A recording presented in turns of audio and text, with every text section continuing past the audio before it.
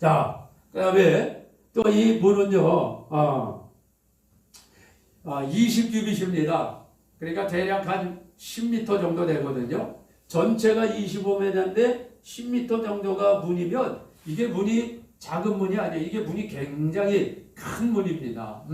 그 하나님께서 이 문을 왜 이렇게 크게 만드셨을까? 이 문이 크다고 그냥 단체로 들어오는 것도 아니거든요. 자, 이 안에 들어올 때는요, 죄인 하나, 재물 하나예요. 네.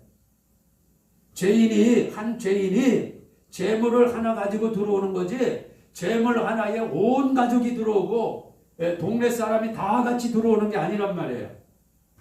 혼자 들어가면 문이 작아도 되는데, 하나님이 문을 크게 만들었어요. 문을 크게. 이것이 바로 우리를 향한 하나님의 사랑이에요, 사랑. 요한복음 3장 16절 말씀에 하나님이 세상을 이처럼 사랑하사 독생자를 주셨으니 이는 누구든지 저를 믿는 자마다 멸망치 않게 하려 하심이라. 할렐루야. 이것이 하나님이 우리를 향한 사랑 아니겠습니까?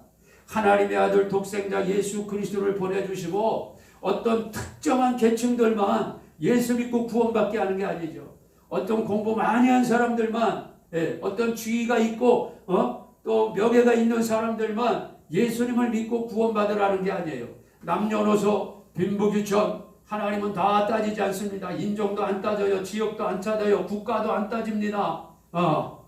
하나님은 누구든지 내 아들 예수만 믿으면 다 문 안으로 들어오라는 거예요. 다 문 안으로 들어오라는 거예요. 그래서 하나님의 구원의 큰 사랑을 이렇게 뜰문에 큰 문으로 우리에게 보여주고 있는 것을 우리가 깨닫게 됩니다.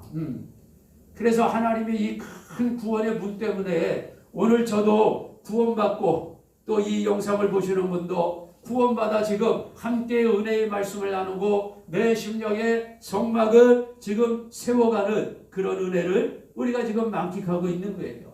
만약 하나님께서 어떤 특정한 계층들을 공부 잘하고 돈 있고 학식 있고 또 세상에서 좀 이름도 있고 이런 사람들만 하나님께서 성막 안으로 들어와라 했다면 아마 성막 안으로 들어갈 사람들이 얼마나 있겠습니까?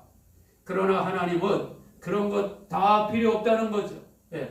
하나님의 아들 독생하신 예수 그리스도가 나를 위해 십자가에 풀려 죽으시고 3일 만에 부활하시고 부활하신 몸으로 40일을 계셔서 그분이 감람산에서 승천하시고 내가 다시 오마 약속하신 그 약속을 굳게 믿는 자들은 누구든지 다 들어오라는 거예요. 다 들어오라는 거예요.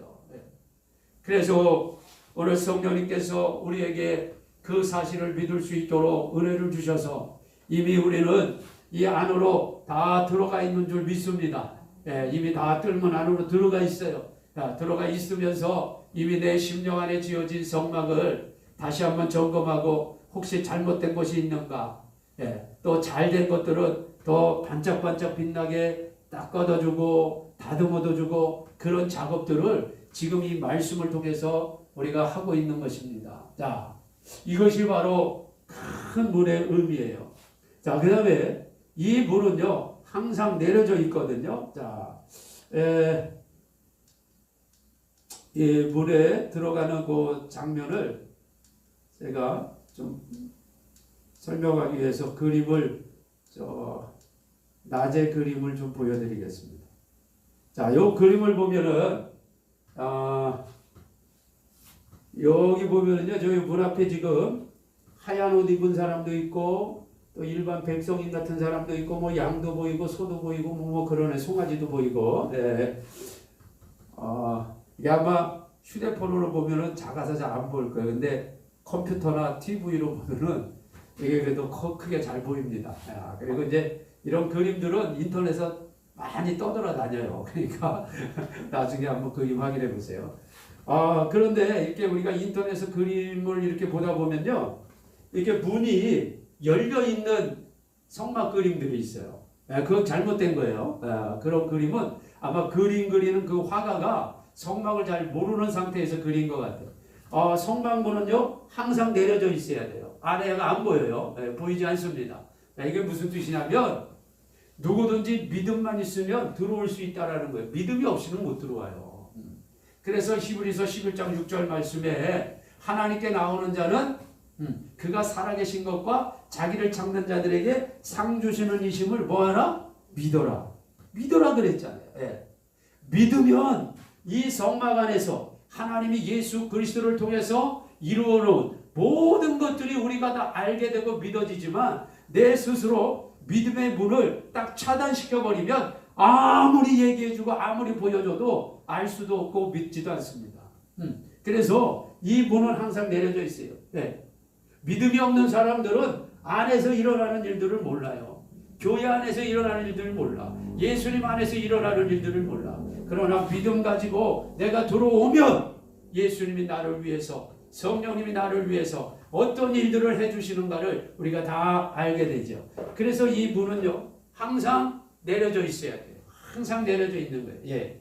자, 그럼 이제 예를 들어서 지금 한 죄인이 이제 성막 안으로 들어가서 이곳이 이제 번제단인데 이제 내일 하게 될 거예요. 자, 근데 이 번제단에서 이제 제사를 드려야 돼요. 그러면 그냥 죄인이 그냥 문을 열고 쑥 들어가서 여기서 제사를 드릴 수 있는 게 아니잖아요. 구약시대니까.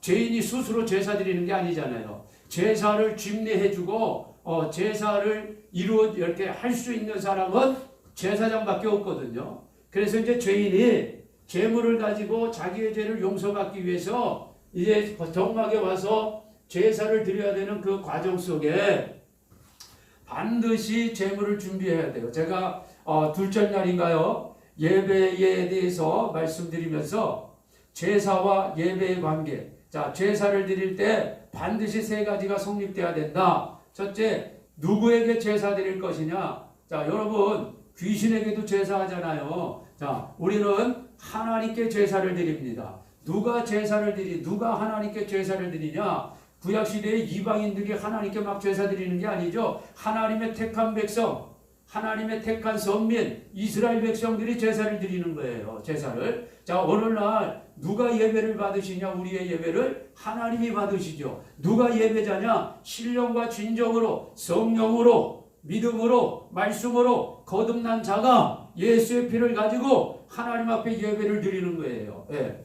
예수님을 영접하지 않으면 절대 예배자가 될 수 없는 거예요. 예배를 구경할 수 있고 경험할 수 있고 이게 예배구나 하고 볼 수는 있지만 예배자는 안 된다는 거예요. 자, 그리고 세 번째, 제사를 드릴 때 어떻게 빈손으로 와서 제사 드려요? 빈손으로는 제사 못 드리죠. 반드시 제물이 있어야 되는 거예요. 그런데 우리 하나님께서는 얼마나 공평하신 분입니까?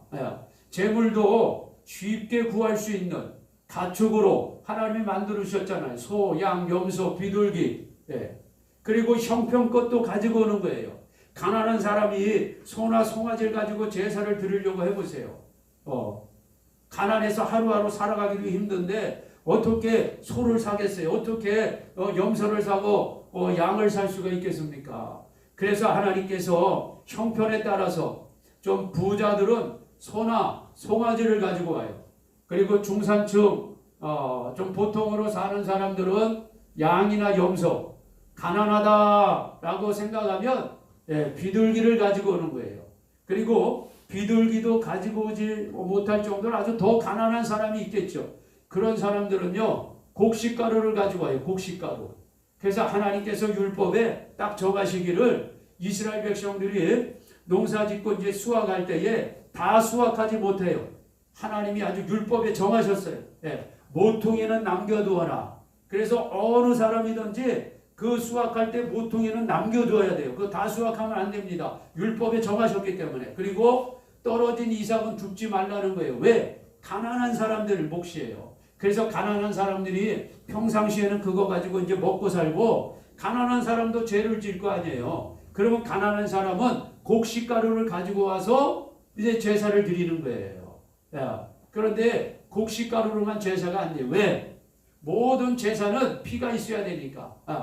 피 없는 제사는 하나님이 안 받으세요. 죄의 삭은 사망이요 육체의 생명은 피에 있고 그 피가 죄를 속하기 때문에 반드시 피가 뿌려야 됩니다.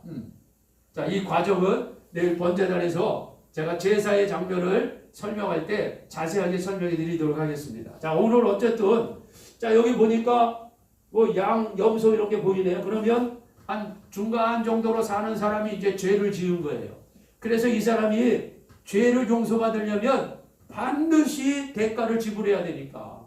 죄의 삭은 사망이에요. 그럼 죄인 자신이 죽어야 되는데 하나님께서 너 대신 죽을 재물을 가지고 오라는 거예요. 너 대신 죽을 재물. 그냥 용서받을 수는 없어요. 왜? 죄의 삭은 사망인데. 예. 사망에서 벗어나려면 누군가가 대신 죽어야 돼요. 이게 구속의 원리예요. 누군가가 죽어야 누군가가 살고, 예. 피의 대가를 지불해야 살아나는 거예요. 피의 대가를 지불해야 살아나요. 살아나. 누군가 죽어야 된다는 거예요. 누군가 죽어야 돼. 네. 그래서 죄를 지은 죄인이 죽어야 되는데 하나님은 그 죄인을 죽이지 않고 너 대신 죽을 재물을 갖고 오라는 거예요. 희생 재물을. 네. 희생, 죽는 거잖아요. 나 대신 희생시킬, 죽일 재물을 갖고 오는 거예요. 그래서 내가 중산층이니까 지금 양이나 염소를 가지고 온 거예요. 그러면 그냥 쑥 들어가는 게 아니에요. 자, 여기에 이제 양을 한 마리 가지고 죄인이 와요. 그런데 이 죄인이 유다 지파 사람이라고 예를 들어서 내가 유다 지파 사람이라고 봐요. 그러면 이 안에 하얀 제사장 입은 사람들이 많이 있는데 각 12지파를 담당하는 제사장들이 있어요. 담당 제사장. 예. 유다 지파 제사장, 루벤 지파 제사장, 시몬 지파 제사장 뭐 이런 담당 제사장들이 요 안에 항상 대기하고 있거든요. 그럼 이제 유다 지파 사람이 오면 유다 지파 누구 제사 받으러 왔습니다. 제사 드리러 왔습니다 하고 여기에서 외쳐요. 그러면 이건 다 천이기 때문에 이 안에 다 들리죠. 자, 유다 지파 제사장이 나가는 거예요. 아, 유다 지파 사람이 왔구나. 그럼 유다 지파 사람이 나가죠. 예. 나가서 이제 제사장하고 죄인하고 지금 대화하는 장면이에요. 너 왜 왔니? 예, 제가 이런 죄를 지어서 죄사함 받으러 왔습니다. 제사 드리러 왔습니다. 그러면 제사장이 재물은 가지고 왔느냐? 그럼 예, 재물 가지고 왔습니다. 가지고 여기서 지금 재물을 보여주는 거예요. 검사 받는 거예요. 제사장은 죄인이 가지고 온 재물을 철저하게 검사해요. 왜? 하나님 앞에 드려지는 재물은요, 흠이 없어야 돼요. 병든 거 가지고 오면 안 되는 거예요. 네. 뭐 눈병이 있다거나 다리를 전다거나 털이 짓물렀다거나 뿔에 금이 갔다거나 안 돼요. 그래서 제사장이 여기에서 자, 재물 한번 보자. 그리고 재물을 철저하게 지금 검사하고 있는 검사해가지고 만약에 흠이 발견됐다. 그러면 다시 가지고 오는 거예요. 이거 안 된다. 이거 흠이 발견됐으니까 다시 가지고 오너라. 그러면 이 사람은 가서 다시 가지고 와야 돼요. 이 안에 들어갈 수 있는 것은요, 흠 없는 것만 들어가요. 흠 있는 건 안 되는 거예요. 그래서 우리 예수님이 흠 없는 어린 양으로 오시는 거예요. 흠 없는, 죄 없는. 예수님이 사람의 모양을 가지고 우리의 육체와 똑같은 그런 모양을 가지고 있었지만은 그분은 죄가 없으시다 그랬잖아요. 죄가 있으면 안 돼요. 흠이 있으면 재물이 안 되는 거예요. 반드시 하나님이 거룩하시기 때문에 제사 드리는 자도 거룩해야 돼요. 그래서 하나님이 뭐라고 말씀합니까? 이스라엘 백성들을 향해서 내가 거룩하니 너희도 거룩할지니라.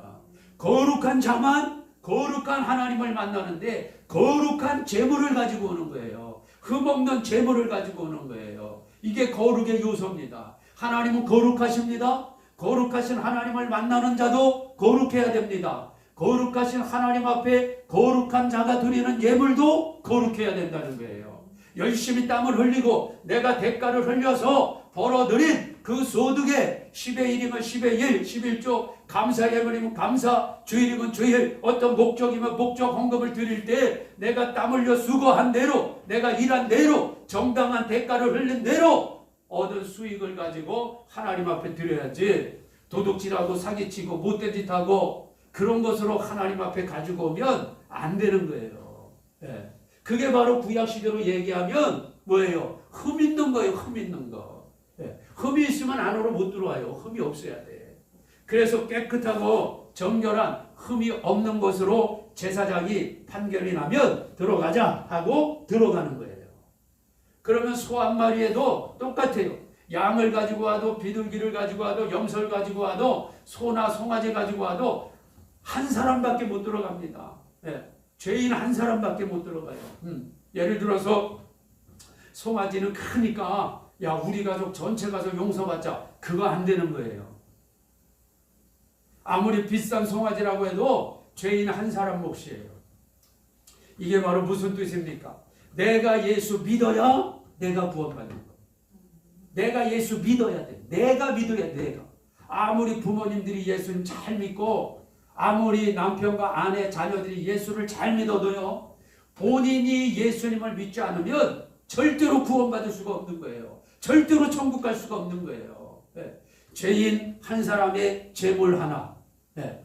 이 복음의 메시지를 다시 한번 우리가 오늘 확인하고, 그렇다면 나는 오늘 내가 예수 믿고 구원받고 나는 하나님의 자녀가 되고 나는 천국 갈 백성이 되고 나는 천국의 시민권을 가지고 있는 자가 됐는데, 아직 내 가족 중에, 부모님 중에, 아니면 남편, 아니면 아내, 아니면 자녀 중에 아직 예수님을 믿지 않는 분이 계시다면 어떡하냐 이 말이에요.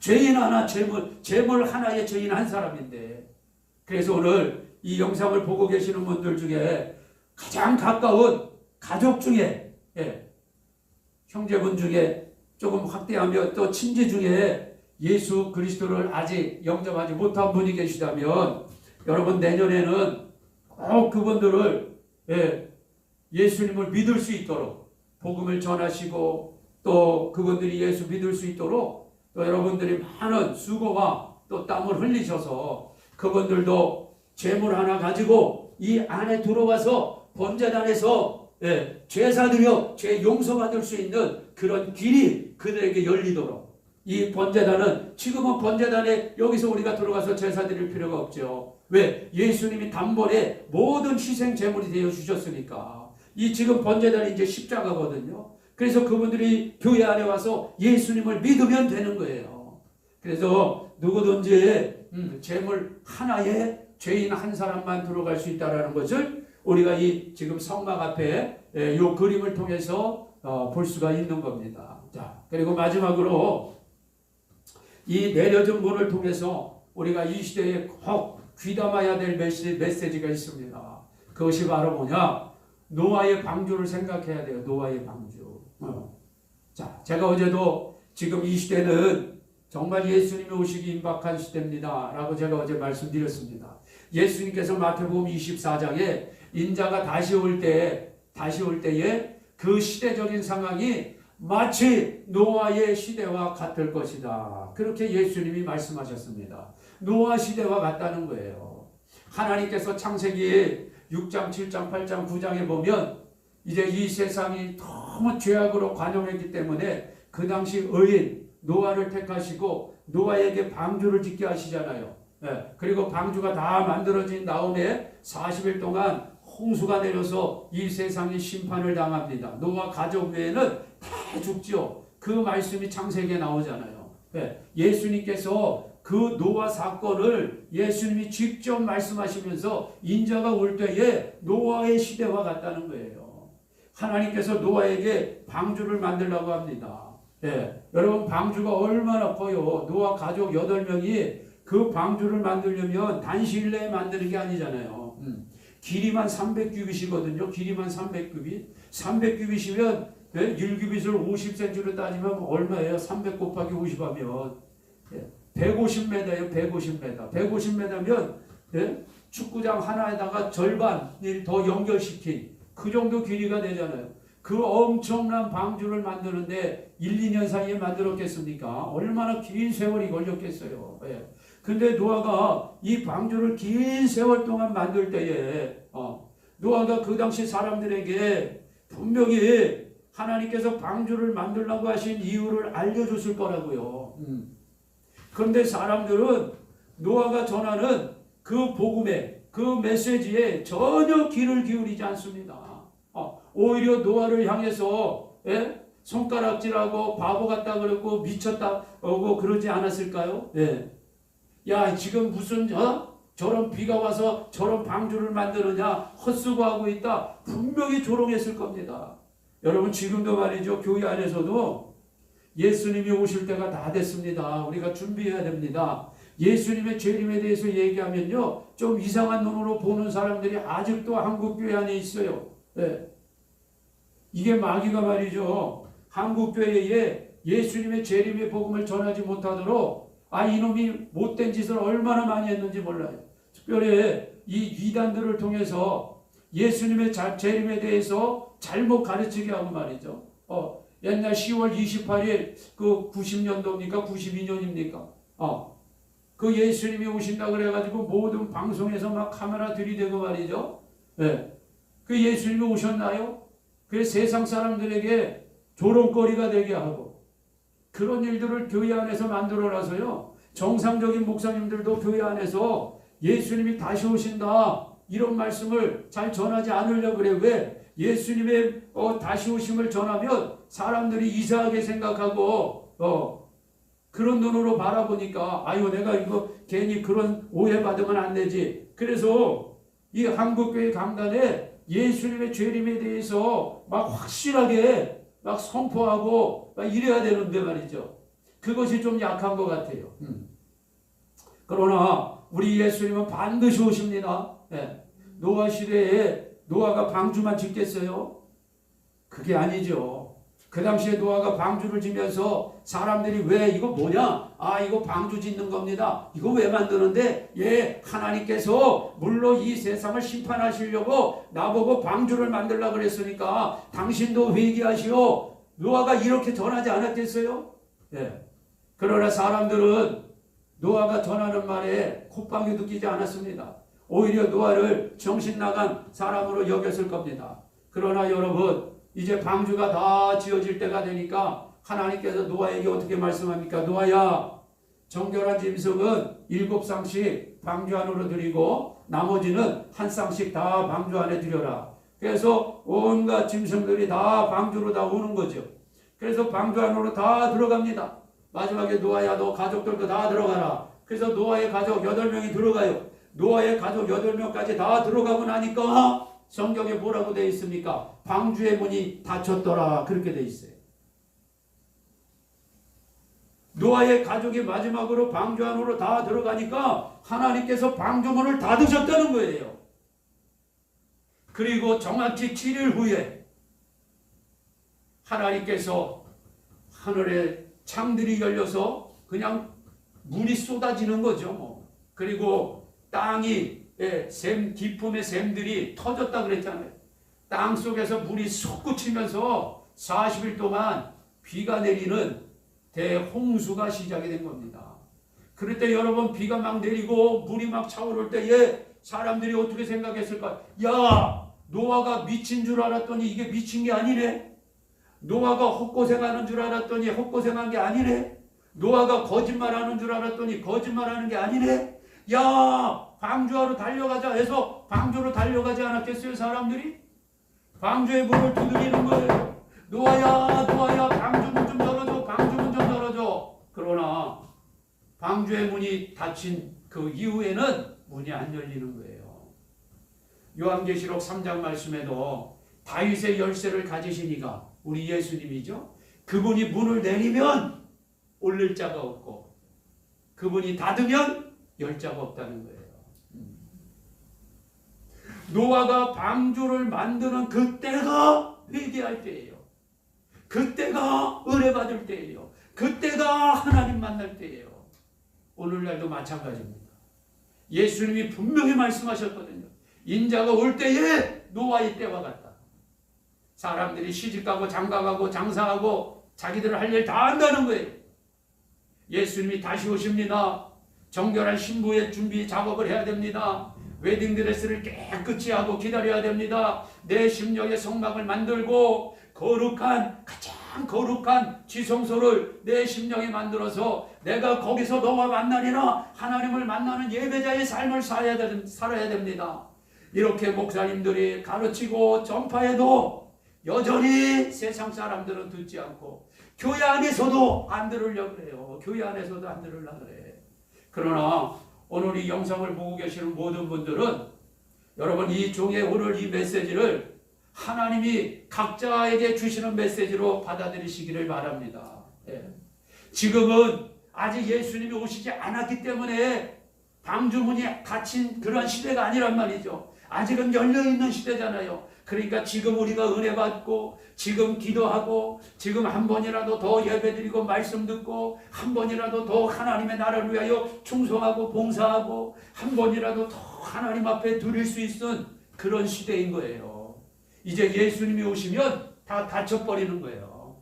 예수님이 다시 오시면 전도할 필요도 없어요. 그때 무슨 기도해요? 그때 무슨 교회 가서 봉사하겠어요? 그때 무슨 하나님 앞에 내가 헌금 드리고 예물 드리고 뭐 하나님의 나라를 위해서 내가 쓰겠어요? 아니에요. 일단 예수님이 오시면 모든 것이 다 끝나는 거예요.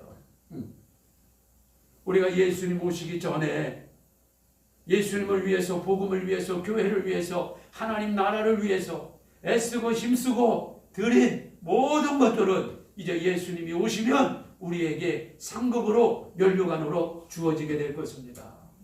우리가 그날을 믿음으로 바라봐야 돼요. 그래서 자, 이제 오늘 말씀을 맺겠습니다.